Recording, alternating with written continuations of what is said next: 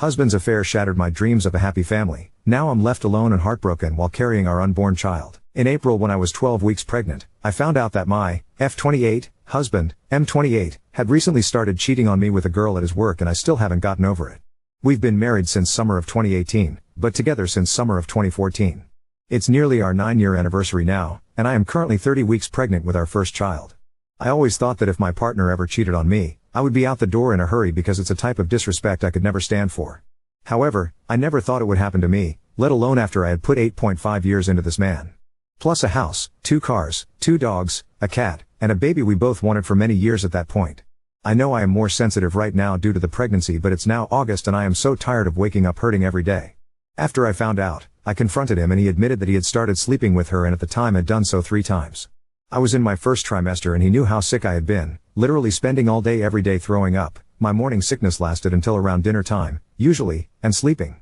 He has a job that has always kept him pretty busy, but he would always check in with me throughout the day. I work from home and am self-employed, making much less money than him, but was something we had discussed in depth after the loss of my first pregnancy and agreed that me being home and dealing with the house and pets was something we should try. Plus, we both wanted me to be a som for whenever we did have a baby, so while I make less, it was something we fully agreed on together. When he would check in, it was always so sweet. He called me in between meetings, on the road driving anytime he was free, and he would text me to announce his safe arrival every time he had to go anywhere. It was never a burden that I asked Ed for him to check in, because we both just naturally wanted to talk to each other all during free moments in the day, which is how our relationship had been for the entire duration. There was no asking at all really, it's just how it was with us. I gave him another chance when I confronted him, because I was so blindsided. It didn't make sense to me, and now it still doesn't. But I was 12 weeks along with a baby I had been wishing for years. We struggled with conceiving after our loss years ago, and I had a vision in my head of our family that I couldn't let go of. We agreed that he would go into work and end it with her the next morning, which he didn't think would be an issue because it was just sex and they had no feelings involved. Let it be known that this girl knew about me, and I had stopped in at his office many times for lunch visits with my husband, and he had photos of me on his computer/desk, so there were constant reminders that I was real for the both of them. He told me in later conversations that before the affair started, she would joke with him that I'm too hot for him, and she planned on stealing me away. She apparently is bi with a heavy lean towards women, and when my husband would talk about her before the affair, I was told she was a lesbian that he and all the guys at work, besides one, found highly unattractive. What happened when he ended it with her, is I guess she took it all right, left, and then a few hours later came back and begged him to not leave her. He told me that she was crying and clinging to him, and there was something about abandonment issues that I truthfully did not care about, because I was his partner of almost 9 years and carrying his child. He told me he had ended it though. Next, he went to get tested. There was no crossover at all while this was going on, and he was clean. He showed me all test results, as this was an important stipulation, obviously. For the next month, I watched him leave every morning and broke down as soon as he left, sometimes begging before he went to work for him to call in sick and stay home with me. I was a wreck. We had a vacation planned for months before coming up in May, and I somehow thought it would be good for us to get away and just be the two of us. I was counting down the seconds till that trip, keeping everything I was going through just to myself and quickly deteriorating. In that month, I lost 22 pounds because I could not eat, and every time I did, I would throw up. My husband watched me in agony, a complete shell of who I once was, trying to grow our child and not being able to stomach food literally at all. It got so bad that my whole face broke out in what looked like hives from how hard my body was trying to throw up when there was nothing left inside me every day. Like little blood vessels popped all over my skin from sobbing and puking all day. We went on our trip, and it was painful. There was good times, but also I was still so broken and had no trust in him. This whole month-long period I felt something was still off, but he gave me access to his phone and I would check it in front of him, and also whenever he was asleep or in the shower just to be sure. After the vacation, it got really, really bad for me. The intuition in my head that I felt back in April had never really went away, but it was so incredibly loud that I felt like I was going crazy. He was telling me he loved me, reassuring me that it was really over with her, that he was going to be a good husband to me and the best father to our daughter, and no matter how much I wanted to believe him, there was something in me telling me he was lying. While he showered one morning, I went into the bathroom to pee and his phone was sitting on his pile of work clothes for when he got out. I grabbed it and brought it with me for while I peed, thinking it would be like every other time where I looked at his phone and found nothing. Instead, in his WhatsApp, there was a thread of messages with her from the night before. The day before was a long work day for him, something I dreaded even before the affair because being apart from him for crazy hours made me miss him, but knew there was no way to avoid. I remember I had offered to bring him food for lunch, even though we lived an hour away from the office, and he told me not to worry about driving, that he'll bribe one of the guys into bringing him something so I didn't have to waste the gas money. In reality, she was bringing him lunch and he was texting her about it at the same time he was texting me. Those texts haunt me so badly even now. She had told him I miss you and he replied the same, so clearly they had only progressed more in the last month. When she was bringing him lunch he told her, "I just want you and a burger," and then there was some hours later messages where they laughed about getting everyone out of the office inconspicuously so they could be alone, and she said, "Now I get to have you," and reading those messages, 16 weeks pregnant and first thing in the morning, quite literally made me want to die. When confronted, he promised me that they didn't have sex even though it sounded like it would happen in those messages, but that he has still been sleeping with her. Just not that day, I guess. This was back in May. I left him the next day, after I confronted him again, and he admitted that he never actually stopped. He tried, and his story was half true. He says that when he spoke with her, she came back crying and begging and then apparently forced him into an empty office where she tried to go down on him. He promised me that he stopped her and shoved her away, but that she had gotten his pants down and gotten close enough to touch him before he got away from her. Nothing happened that day, he swore to me, but that in his mind it was over then, because in our initial conversation I told him I would give him a second chance, but if he did this again I would leave him. He counted this as doing it again, even though when he broke down and told me this, it sounded more like she assaulted him while he was saying no, rather than him cheating another time. But he didn't see it that way at the time and thought I'd leave if he told me, and figured he might as well not stop, if I was just going to find out and leave him in the long run because he had already messed up. Now, fast forward to August, I've been living alone since May. I left him the day after I found out the second time, going to stay with my aunt for a few days with my dogs. I ended up coming back to the house and kicking him out, because it didn't seem fair to me that everyone besides him had to suffer, me being pregnant and hauling around two 6-year-old dogs who are very used to being homebodies and were confused and stopped eating due to the stress, plus our cat who is deeply bonded to me and is used to me being home with her all day, was now left alone while he was working for 10 plus hours, and all of our animals are friends, so it was really fucked up for everyone but my husband, who was the one who did the wrong thing anyways. So now I am 30 weeks pregnant, preparing to sell our house and move back into my dad's house, with the 3 animals and my daughter when she is born, and am still so hurt. I really felt like this man was the love of my life and my soulmate. All of our friends who have spoken to about our separation, I cannot afford a lawyer until the house sells, and I'm unfortunately a sorry excuse of a woman and sob whenever I think of the word divorce, even though I know that has to be one of the steps I take down the line / have been absolutely shocked due to how out of character this was of him. We were known as the couple that could handle anything together. My family was the same way, because of how wonderful my husband was to me for 8.5 years. He was so emotionally supportive and sweet, and I like to think I was to him as well. I lost my mom, who was my best friend, and we together lost our first baby, and he dealt with going no contact with his mother, and we were truly each other's rock for so long through all of those moments, just to name a few. And I'm carrying his daughter, who I love deeply already. I know he hurt me and changed me as a person, but it's so incredibly hard to forget the years of happiness I had with him and see that they're seemingly over now. The shitty thing is I would probably take him back if he came to me and said all the right things and made the right promises and made me believe him, but instead, I live alone while growing this baby and taking care of the animals we picked and have raised for 6 and 2 years together, dealing with this trauma by myself, and he is all but living with the girl he cheated on me with. Every time I drive past his apartment, her car is there. Sometimes when even his car is gone. He promises that she doesn't have a key, and that when the baby is born she won't get in the way of him being a father. She hates children / babies, cats and dogs, so clearly she's a super great person on top of knowingly fucking a married man, but at this point it's been months of him knowing he's hurting me. We're still publicly married. His family has no idea of any of this, only our mutual friends and my family know any of what's happened, though not with all the details I've put in this post. I should mention that when I did come face to face with this girl, only once, she laughed at what she had done. And when I told her that she broke apart my family and took my daughter's father away before she was even born, she literally shrugged and muttered, "Yeah, I know," while looking so fucking smug about it. I only say this because I know people will say to not blame the affair partner, but only blame my husband, who was the one who broke his vows to me, but I fully blame them both. She knew what she was doing, and so did he, and she seems to like knowing how powerful she was in T's situation. He tells me often that he doesn't want to end our relationship, but that right now he isn't right for me. That he cannot be who he was, because he fucked up so badly that he doesn't know how to fix it. Now he's going with monogamy just isn't for him, even though he and his affair partner are living together recreating the life we had, living very obviously in monogamy currently. It hurts so much, because he's already replaced me with her. Some 20-year-old girl is sleeping beside my husband and having meals with him, and sitting in his passenger seat. It just isn't how my life was supposed to go. I wish so much that I could stay firm on hating him, because trust me that I do, and I've had several hours over the last few months where I make sure he knows what he did to me and how much I hate him for ruining the woman I was before this betrayal. But I also love him still, and I want the family I was all but promised. We couldn't get pregnant for nearly 3 years, and the month I did get pregnant I literally told him if it doesn't happen for us, it doesn't happen. I wanted to be a mom, but if it's not in the cards, I will come to terms with it, and I know I can be fulfilled in our relationship without a baby. And then I shockingly did get pregnant, and I felt like it was all falling into place finally.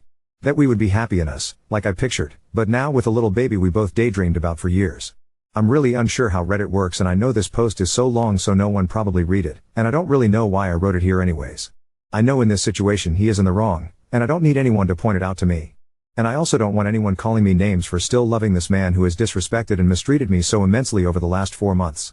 It's just coming up on our anniversary and I am desperately lonely in this quiet house that I now have to pack up all by myself, and I wanted a place to put my feelings. If you comment, please be nice. I feel stupid and weak enough as it is. I've been with him since we were both barely 19, and moved straight from my childhood home into an apartment with him. I've not spent a single adult year alone, and I'm just really sad all the time and don't know what to do. I try to go no contact with him, but we're selling a house and I'm in my 3rd trimester with his baby. I just hate him, and I hate myself. I want him to wake up and see what he's doing, but I don't think he ever will because he has to avoid the accountability of his actions. And it's not like I could ever trust him again anyways, but now I have to co-parent a child with him for the next several years and I don't feel strong enough for any of the future anymore. I don't get how he could do this to me.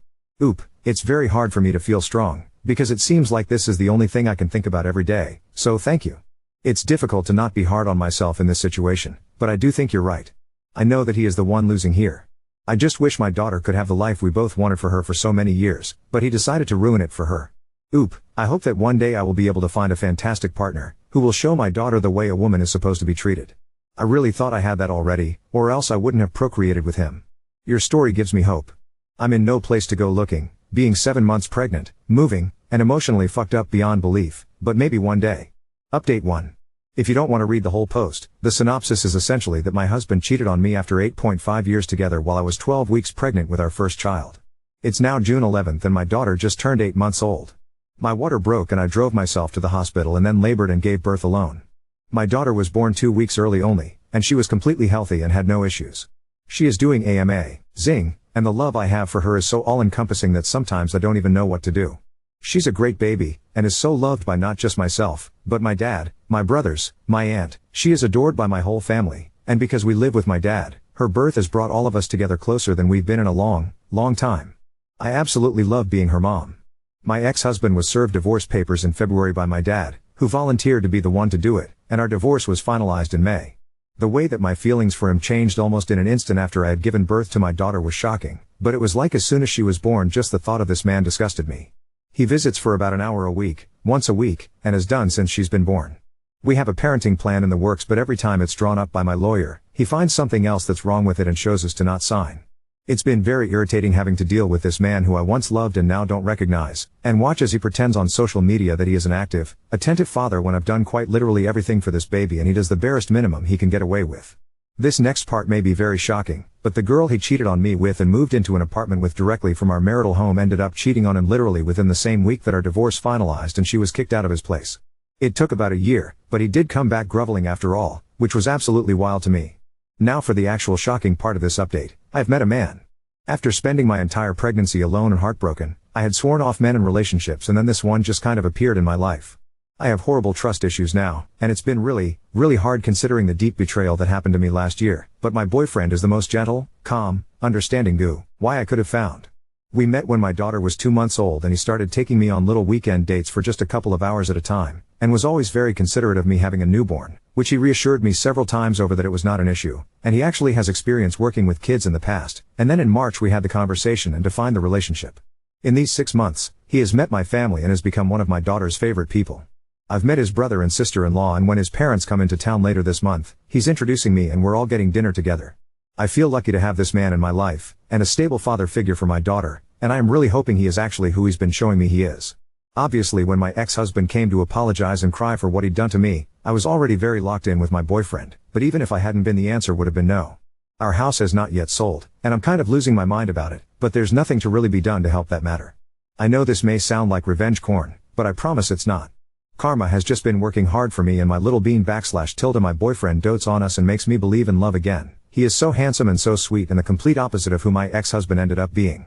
I am really hoping he is a good egg, because I accidentally fell in love with him when I didn't mean to, but I do now know that I was strong enough to leave a marriage with a baby on the way, so if he ends up screwing me over, I know I'll be strong enough to leave him too. The fact that my ex's affair partner cheated on him absolutely tickles me, to be completely honest. I'm still living with my dad, plus my 2 dogs and cat that he abandoned me with during my pregnancy, but honestly it could absolutely be worse. My dad helps as much as he can and loves his grandbaby so much, and it's been so sweet watching him turn into this absolute softie of a grandpa. Now second story. Older direct reports seem to have developed a sudden dislike for me as a new manager, with passive-aggressive behavior and attempts to authority. I'm a new manager, have been in my role about 3 months and have 3 direct reports, all whom I worked closely with for about a year prior to being promoted. I had great relationships with all of these ladies prior to becoming their manager, and part of the reason I was hired into this role was my ability to get along with everyone. I have never had an issue with anyone at work. Since being promoted, one of my direct reports is great, 28F. She has a great attitude, we get along wonderfully, does her best and is a dream to work with. The other 2 I'm having struggles with. I am not sure if it is because of my age or another reason, I just find it interesting that I'm suddenly having issues with the 2 who are older than me. My 70F direct report is not openly confrontational, yet I have overheard her on a couple of occasions making unwarranted snarky comments. For example, I was not at my desk one day when she called me.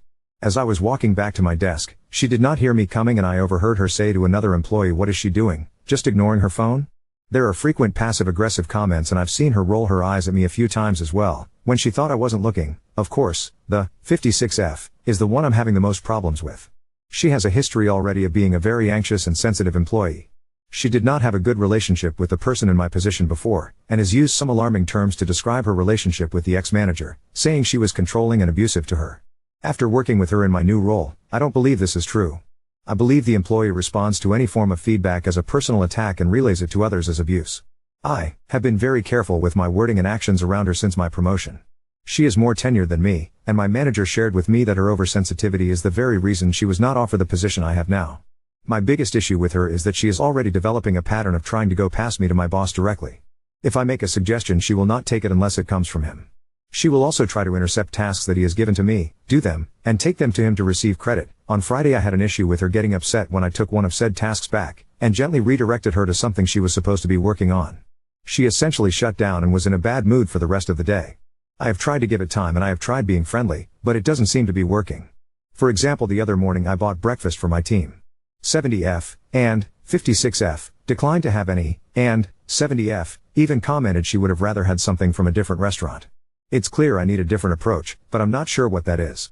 I would prefer not to get my boss involved because I don't want it to look like I can't get along well with everyone after all. Any and all advice is appreciated. Thank you. Update 1. Since the original post, things have escalated with 56F to the point of a mediation meeting with myself and 2 other managers. After my original post, 56F continued to have behavioral issues to the point that working together was difficult, such as not speaking to me, taking on too many tasks including mine and not allowing me to assist, etc. I went and spoke with my manager about what was happening. I wanted him to be aware of this. He suggested I try to talk to her again the following day and we would go from there. The following day the employee was still not speaking to me. I tried to open a conversation by asking if she was okay, and she said she was not. I invited her to discuss this with me and she flat out told me no.